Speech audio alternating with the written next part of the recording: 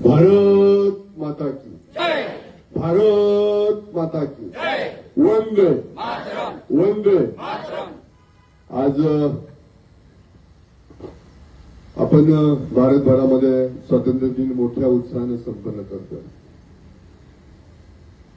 15 August 1947 साली आपल्याला स्वातंत्र्य मिळालं आणि आपल्या स्वातंत्र्याला 79 वर्ष पूर्ण होते। या 80व्या वर्षामध्ये आपला हा स्वातंत्र्याचा उत्सव पदार्पण करतो। या स्वातंत्र्यासाठी खरं तर भगतसिंग, सुखदेव, राजगुरू अशा असंख्य क्रांतिकारकांनी आपल्या प्राणाची बाजी केली।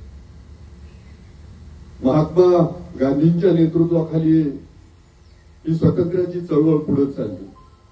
स्वातंत्र्यवीर सावरकर असतील, डॉक्टर बाबासाहेब आंबेडकर असतील, त्यावेळेचे जे काही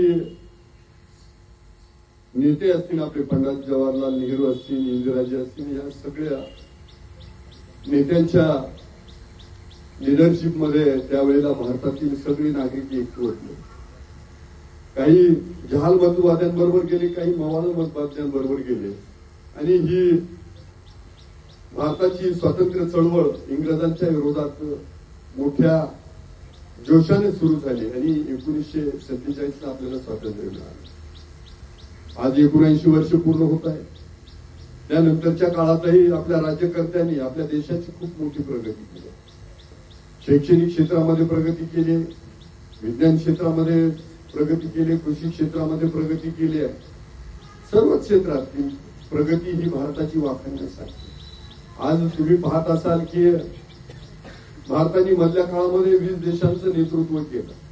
पंतप्रधान नरेंद्रभाई मोदींच्या नेतृत्वाखाली जी जागतिक परिषद भरली गेली होती, त्यामध्ये 20 ते 22 देशांचं नेतृत्व भारताने केलं। आजही भारत जो काही आहे, सगळ्यात मोठ्या तरुणांचा देश हा भारत देश आहे। पण आपल्या पुढे काही आव्हानं पण आहे। तुम्हाला माहित असावं तर सरकारनं बऱ्याच ठिकाणी कंपल्सरी केली की आज व्यसनमुक्तीची प्रतिज्ञा आहे।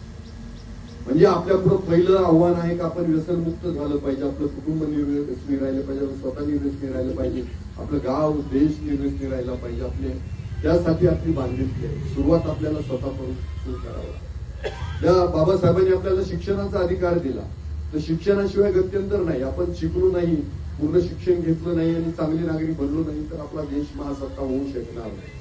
त्यामुळं शिक्षण हे प्रत्येकाचा हक्क आहे आणि तो प्रत्येकाला मिळाला पाहिजे। मला वाटतं त्यासाठी सगळ्यांनी कटिबद्ध राहिलं पाहिजे। शिक्षणापासून वंचित राहू नये। बालविवाह ही मोठी समस्या आहे बऱ्याच अज्ञानी भागामध्ये, तर तो बालविवाह रोखला गेला पाहिजे। आणि म्हणून या सगळ्या ज्या काही आपल्या पुढची आव्हाने हे घेऊन आपण सगळेजण काम करूया। आपला भारत आज 80 वर्षात स्वातंत्र्य दिन पदार्पित होतोय। भविष्याच्या काळात आपल्याला 100 करायचे आणि तोपर्यंत आपला भारत महासत्ता झाला पाहिजे। जगामध्ये एक प्रगतशील राष्ट्र म्हणून आपलं नाव लौकिक झाला पाहिजे, गौरव झाला पाहिजे। यासाठी आपल्याला सगळ्यांना एकमेकाच्या हातात हात घालून काम करावं। विविधतेत एकता ही आपल्या देशाचं वैशिष्ट्य आहे। सर्व जाती धर्माच्या लोकांनी स्वातंत्र्यासाठी लढा दिला, एकत्र नांदले आणि आज आपण एकत्र राहून आपल्या देशाची प्रगती साधतोय। तर त्यामुळे सैनिकांचं ते योगदान त्यामध्ये खूप मोठं आहे।